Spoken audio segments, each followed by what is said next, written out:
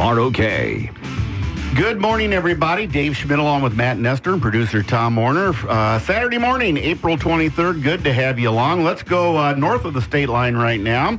And with us, we have the Rock Valley Conference Commissioner, Mike Willeman, and the Rock Valley Conference going through some changes in the next couple of years. And first of all, Mike, thanks for being on today. And finally, we've got some nice weather for some spring sports out there. Yes, we do. We got a couple of makeups in our conference already today, so hopefully they'll get them in. You know, the reason I wanted to talk to you today basically was about the changes in the realignment in your conference, because just this past week they had I think the WIAA had their meeting, and they made a conference realign and change some teams around. I know there was a little contention on that. Tell us about what's going to happen to the Rock Valley Conference over the next couple of years, and your thought as the head guy of the Rock Valley Conference. Well, in the Rock Valley, about 8 or 9 years ago, the Rock Valley used to be 8 schools, and 4 schools were added. East Troy, Whitewater, McFarland, and Jefferson were added from various conferences to the Rock Valley. And what that's done over the last several years is McFarland and Jefferson, those schools are averaging around 600 or 700 kids. And a couple of the other schools, Palmyra and Parkview, are on the other end of it, excuse me, and they're just about at about 300, 325 kids. So there was getting to be a discrepancy, and in some of the sports, basketball, where you might only have 4 or 5 kids on a team that play, maybe they were able to compete, but when you get up into sports like football, wrestling, some of the other ones where there was you need more kids, that was harder for Palmyra and Parkview to field teams and be competitive. So for the last several years, they've been trying to get out of the Rock Valley Conference and go someplace else where they can, size-wise, be more competitive. And the WIAA was finally granted them permission. So for next year, Palmyra and Parkview will be in the Trailways Conference for football only. And then in 17-18, Palmyra and Parkview will be out of the Rock Valley Conference in all sports, and they'll be in the Trailways, which what that does for the Rock Valley is it leaves us as a 10-team conference for football only for next year and for all sports in 17-18. You know, when you switch from a 12 to a 10-team league, you know, what does that do for scheduling and things like that? Well, it made a lot of extra work for me. We're generally scheduled 2 years out. So, like right now, I am generally scheduling officials and contests and everything for 17 and 18. So we've already have 16, 17 scheduled. So what I had to do was go back and reassign all of the football officials to different schools because the schedule came out differently. And then we also had to redo everything for 17-18. So it did create some extra work, but in the long run, it's for the best for Palmyra and Parkview. You know, I understand that the principals who kind of have a little bit of an edge on the conference up there, that you guys decided not to go to the North and South divisions. You're going to go as a 10-team conference. Is that the way it's going to look in 2017? Yep, all of the sports that have all 10 teams, football, basketball, baseball, wrestling. Actually, wrestling only has 9. All of those schools will go as a 10-team conference. We're going to go away from the North and the South divisions, and everybody will be in one big, large conference. What that does for football is in Wisconsin, we play a nine-game season, and so in football, they won't have any non-conference games. So their very first game right out of the gate in August is going to be against a conference opponent. So, you know, for whatever that is, good or bad, that's just kind of the way it all shook out. You know, our conference here, the Nick 10, is very similar in that it's all conference for football.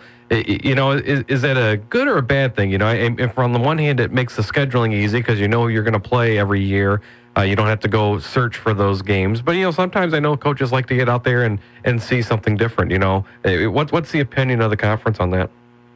Well, it was kind of split.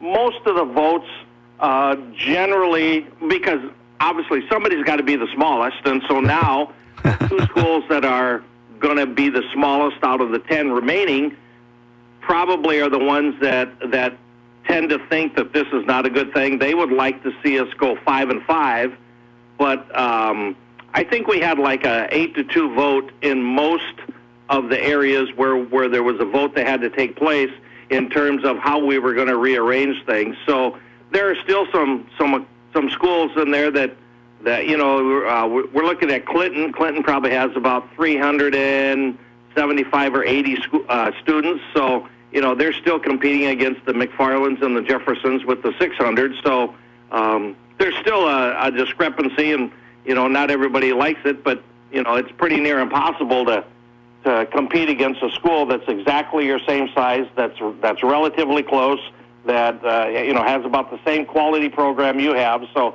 everybody wants to win games, and so but I think everybody knows this is kind of going to be the way it is, and everybody pretty much has accepted it, and we're looking forward to having a good 10-team conference.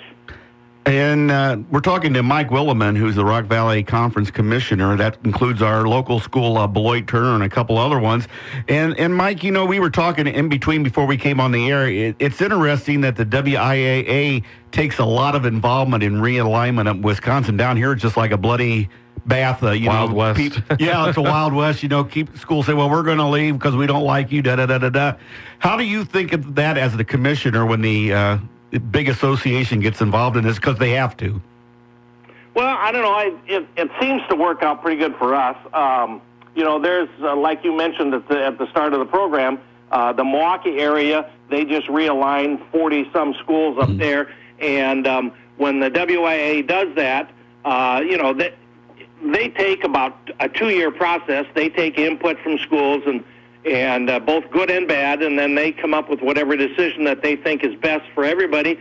And then schools have 40 days to appeal that decision, and sometimes some of those appeals are upheld and sometimes they're not. So, there's a regular process that the WIA tries to go through, and, for the most part, I think it works. And if a school, really wants to petition to get out, I think, they try to do it. I know in the future, they're looking at possibly realigning the state once every 8 years, taking a look at it and basically saying nobody can change outside of that 8-year span. So whether that kind of comes to fruition or not is another story, but that's kind of the way the WIAA works. I was going to ask, was there any kind of feedback, whether it was from the WIAA or some of the other schools in the conference, about, any future realignment, whether it's, adding a few more teams to get back to 12 or maybe even, dropping a few more? Is there any talk about any kind of further realignment? Well, like I said, there are a couple schools that are now the smallest, and they're saying, well, we don't really want to be the smallest either. The biggest drawback to our conference is they're pretty much spread out. Yeah. I mean, our conference goes from East Troy all the way over on the east side, all the way over to Broadhead, and then all the way up to McFarland and Madison. So our conference is really spread out, and, we've looked at a number of scenarios when we were looking at the Palmyra Parkview situation. We looked at a number of scenarios involving other conferences and bringing somebody in from the Delavan area or bringing somebody in from the Lodi area, and, letting one of our schools go. There, the way where we sit and the size of our schools, this is about the best combination for right now. And like I said, who knows, 2 or 3 or 4 years down the road, what may happen. We're talking with Mike Willeman. He's the commissioner of the Rock Valley Conference, which Beloit Turner is a part of. You know what I like about you guys up there? You have somebody like you that's in charge. If I need some information on the Rock Valley Conference, I get a hold of you. Here, they usually rotate ADs every year, every 2 years, and the conferences around, and it's hard to get information.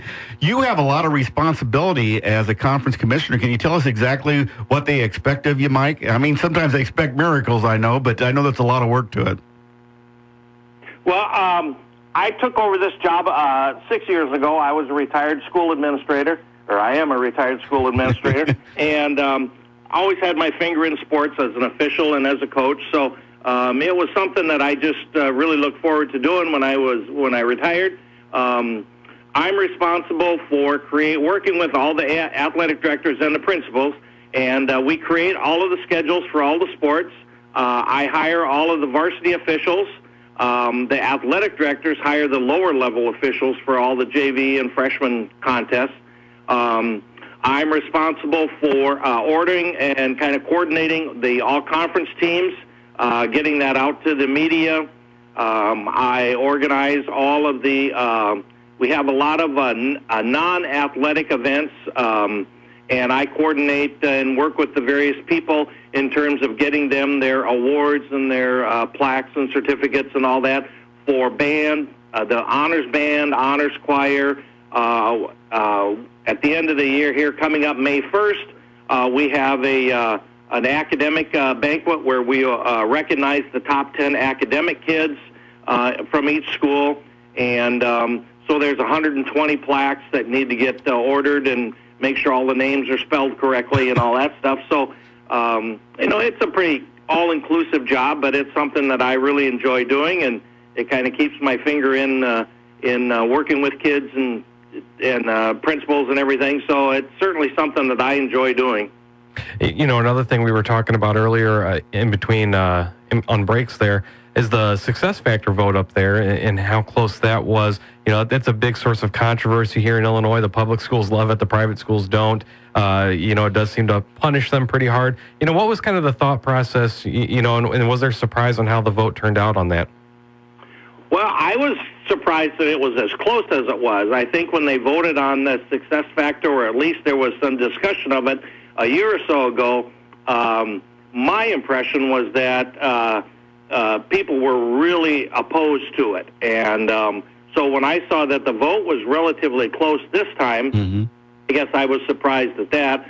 I do have a sister-in-law that coaches volleyball out in Southern California, and she is in a smaller parochial school that typically has a very, very good program, and they operate on the success factor out there. So her school for Southern California is relatively small. It's about 1,000 kids, but she competes against schools like Fountain Valley and Huntington Beach High School that have 5,000 kids because of the success factor, and she pretty much holds her own. So I know that it does work in some places, and, I don't know where Wisconsin's going to go. Before we let you go, Mike, this year Wisconsin basketball boys and girls played halves. What is the talk in Wisconsin, and what do your coaches think in the Rock Valley Conference?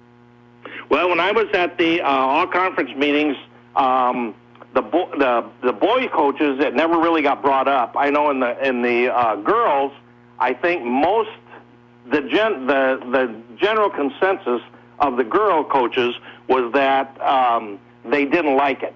They thought that it didn't quite work as well as they had hoped. I think and again, I'm not a real basketball person, but I think the rationale behind it was that more girls were going to be able to get in because the halves were longer, and a couple of the coaches were basically saying, I just played the girls that I normally play, I just played them longer.